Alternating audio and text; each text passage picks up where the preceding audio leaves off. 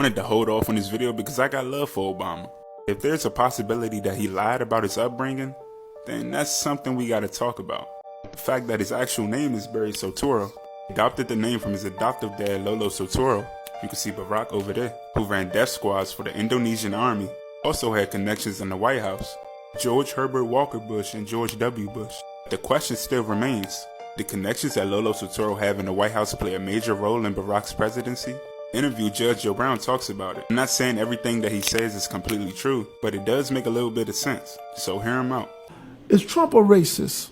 I don't think so. I've talked to a number of black entrepreneurs who back in the late 80s and 90s, early 90s, were trying to get financing. They couldn't. Somebody told them to go check with Donald Trump.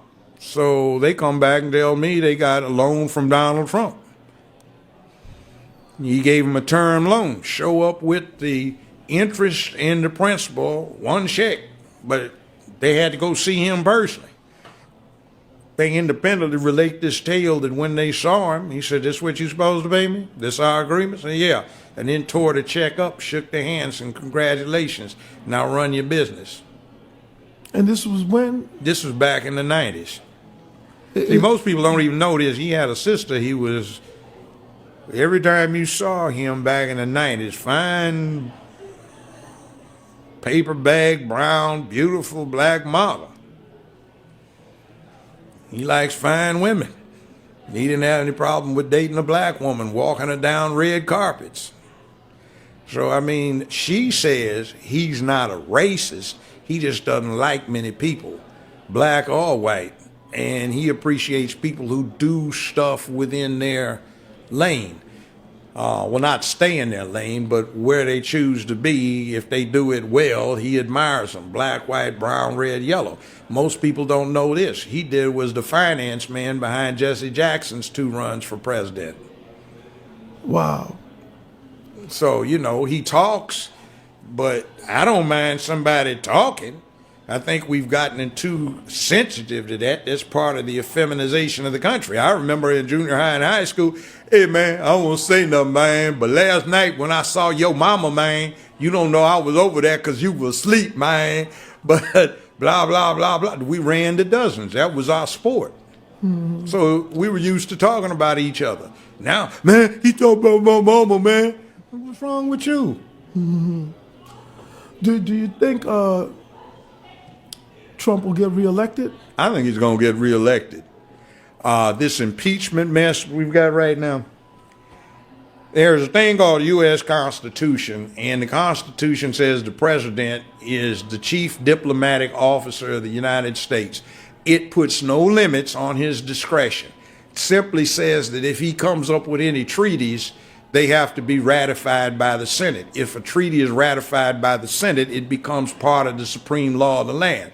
The president and other elected and appointed officials are under oath required to follow the law of the land. The State Department, Secretary of State are part of his cabinet and are essentially advisors to the president. He's the boss. So what he does relative to Biden is simply what is allowed and mandated by the Constitution, specifically Article 1, Section 8, that says the president is charged with, quote, enforcing the law of nations. We have an Interpol treaty with various European states and also one specifically with the Ukraine that requires that we basically investigate, apprehend, prosecute, extradite criminal elements and criminality. Mm-hmm. So Biden, out of his own mouth, and I've heard this tape twice, January this year, he says, well, 2019, he says, "I guess I broke some laws, extortion. I told the Ukrainians if they didn't get rid of this the prosecutor's name is Skola, the anti-corruption prosecutor. Yeah, he said if you don't get rid of him, we'd withhold $85 billion in loan guarantees. So his son, who had just been discharged for the military for being a junkie, had a drug problem, had no history in business. He affiliates with this, and at the time, Biden was in charge of the U.S.'s Ukrainian posture and relations. Obama had assigned him that. And by implication, he brought Obama into committing a crime in office, which is a felony. It's extortion. He committed one, extortion, by out of his own mouth, threatening to withhold $85 billion in loan guarantees if they didn't get rid of this prosecutor who was zeroing in on that corporation that his son had just been hired to represent after Biden Sr. had been assigned by the president the task of dealing with Ukrainian diplomacy. So son gets $18.5 million out of it, and he has no background other than a dishonorable discharge from the armed services for drug abuse. But one last question. Do you think black people are missing an opportunity with Trump? Oh, yeah. See, you've got somebody that is not a lifetime Republican. He's been a blue dog Democrat for most of his life. He usurped the Republican Party. So I think this thing I've been tweeting about, no benefit, no vote, ought to be the deal. We haven't gotten a damn thing out of the Democratic Party for a long time. And the last one, number 44, and the one before that, 43, Bush and Obama, well, there are pictures of Bush with his arm around 8-year-old Barack Obama because his stepdaddy, adopted daddy, Lolo Sotoro, had done a lifetime worth of business with the Bushes. Wow.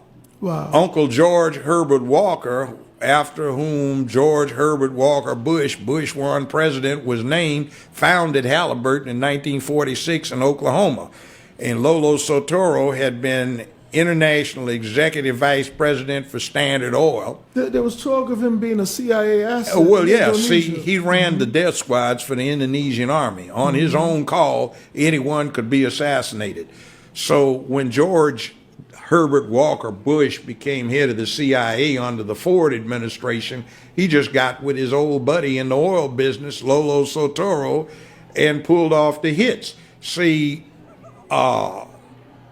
Barack's grandmother has been acknowledged as being the woman that operated the channels through which CIA money went to the Southwest Pacific. So she introduced her daughter, who had just had Barry, Barack, to Lolo Sotoro, and they got married, and Lolo Sotoro adopted Barack Obama. The name was changed to Barry Sotoro.